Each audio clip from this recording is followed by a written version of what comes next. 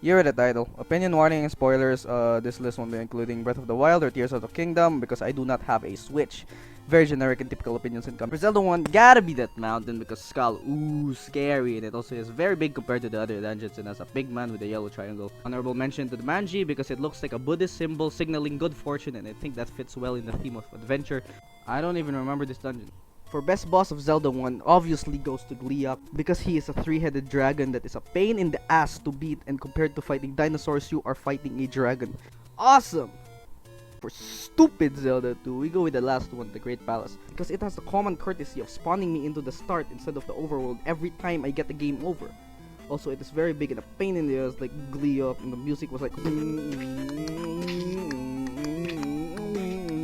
stupid Zelda 2. After I get through this palace and beat this big ass bird, you see the yellow triangle, and I like yellow triangles, so the first thing I do is try to grab it, but the king says, "Nuh-uh," and you'll have to fight my favorite boss from this game, Dark Link. Now what I hate about Zelda 2 is not actually the level design or anything people commonly complain about. I hate the combat. Zelda 2's combat is best described as you literally spending 2 whole hours trying to take down one guy, and there's gonna be like 5 of them in a single room. But when you make me fight a clone of me who has my same moveset and could perfectly mimic me like a perfect match, not only does it make for a cool as hell fight, but it also makes sense why it would last 2 whole hours. I love the Palace of Darkness. It had such a foreboding layout. You are never going to see this wall texture again. Such a cool setting, being at the end of a long maze in the Dark World. This being the first dungeon of the Dark World and set in the middle of the game kind of set a standard that gave me a thought throughout my playthrough of Link to the Past, that the dungeons preceding it were pretty weak in comparison. The dungeons preceding it could not live up to expectations. Later on in the game, you go through the Dungeon Thieves' town. You see this empty room with nothing in it. You leave like nothing is special. Zelda warns you about the boss being capable of fooling you. You finally rescue the girl, bomb the floor in the upper rooms, and come back to the empty room, and despite Zelda's warnings, you find that the girl you rescued was the boss itself, blind. I love how you can enter the boss room early having no idea what it actually was for. The fight itself is, what is this? But it's that use of deception that we'll never see ever again in the series. Well, I wonder if the boss is near Big Plant. Eagle's Tower. I love towers! This place was so complex and overwhelming, but there's something so rewarding just going through this massive puzzle of a dungeon and turning it around. Also, I just love towers! Following up from his tower is the eagle itself. Okay, hear me out. The tower that I was on, I'm on the roof of it. The platform you fight on is pretty limited and you run the risk of falling every time. There's something so engaging about traversing through a tower set at the top of a mountain and fighting a boss at the highest possible platform of it. The Forest Temple is one of my favorite levels in any video game. It's right up there with Anor Londo. Its design alone emits this abandoned mansion feel, so eerie and cleverly designed, that twisted feeling walking through its halls and rooms. Like, how is this even a temple? Do you pray to this elevator? I also like the water temple. I don't hate it. I think it's honestly a pretty smart dungeon if you understand how it works. It just so happens my favorite dungeon houses my favorite boss. But back to the forest temple. Not the water temple. Phantom Ganon. The crowning factor of this fight is the arena. Look at it. Look at it. It follows up to the eerie mansion feel, being a room full of paintings. Phantom Ganon comes out of the art exhibition and you have to figure out which one he'll come out of. And after that you play tennis. Could this be clever use of the boss arena and not only serving to look pretty? Very reminiscent of my favorite boss indeed. Majora's Mask, my beloved. An obvious choice, but gotta be Stone Tower Temple, because this place will physically kill you by how overwhelmingly big it is. This place is huge! Then you turn it upside down and you realize it was only the first half. I love the idea of exploring the dungeon and seeing what form it will take when turned to its feet. Of course it's God, it's obviously godlike. I would never choose a fish over a race car in a million years! God is great because I can play Mario Kart without having to play Mario Kart. I like good boss fights, and an important factor of making a boss fight good is how fun it is. Now ask yourself, is having a race against the boss fun? It is. The Sword and Shield maze is real cool because it's both a fire and an ice dungeon. This is nice because you'll have to deal with the bullshit of both. The dungeon forces you to use both the ice and fire layout to your advantage. the most grueling dungeon in the game, but it's also the most expansive. Although an improved version of Gleeok comes back in this game, I like the improved version of the Dogger better. Steering this fucking thing is a piece of shit, like, gah! But I like how the fight tries out a new and creative formula that doesn't involve smacking things with your sword.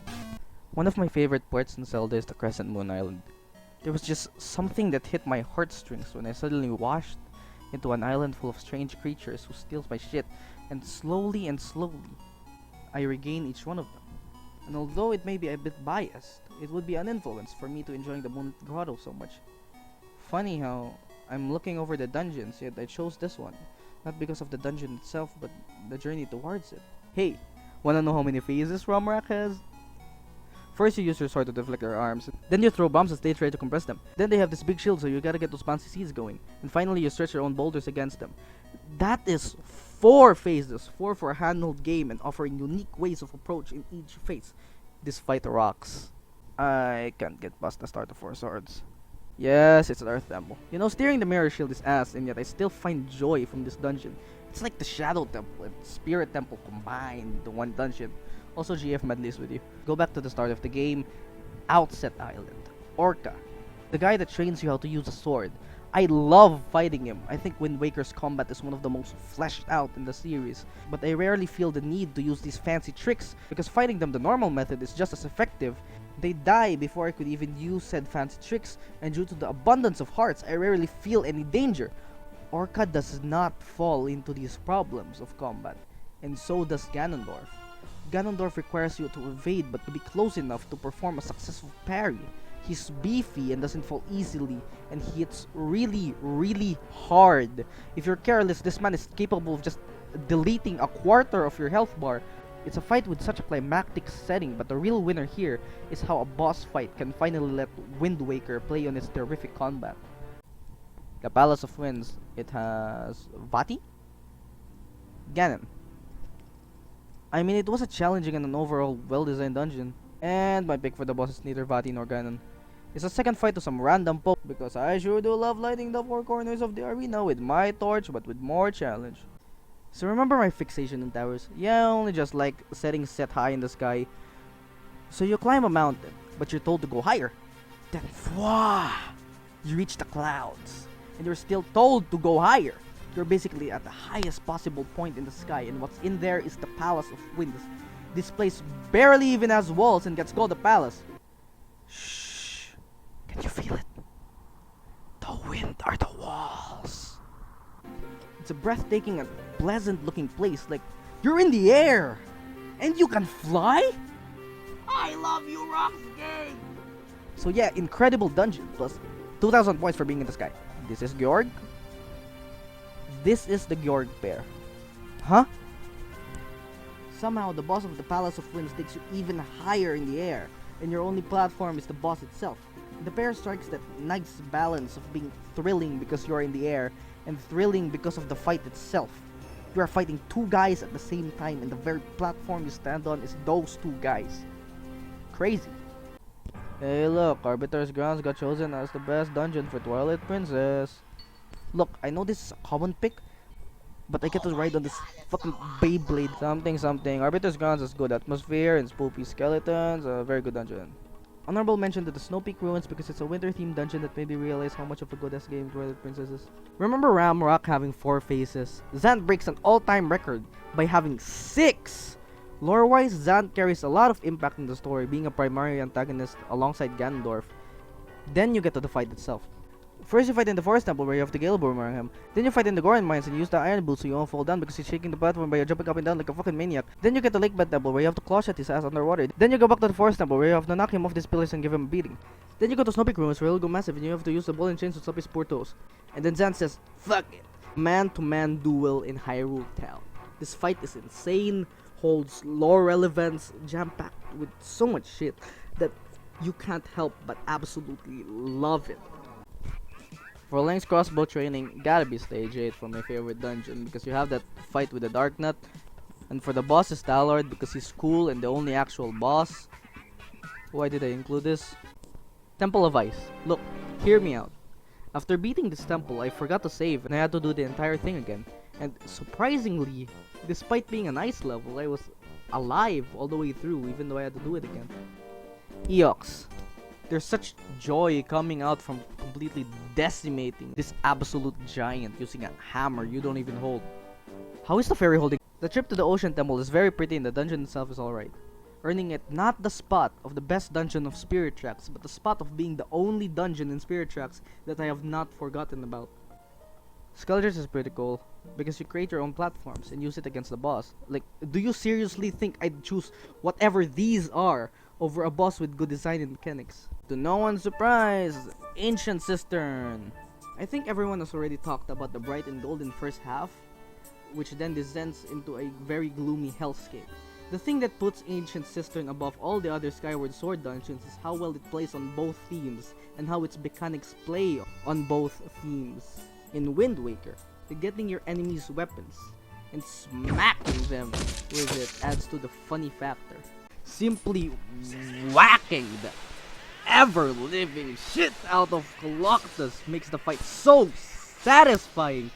Just that and destroying his ass makes it so fun. Thieves' Hideout has such a cool dungeon design and layout, and plays on so well on Link Between Worlds' main gimmick of going back to the 3rd generation of gaming. Like, look how cool this place is. Like this door next to the entrance, for example. So when you enter Thieves' Hideout, you see this big ass door literally next to the entrance. There's no big plan behind it, just a well-made boss fight. Style blind.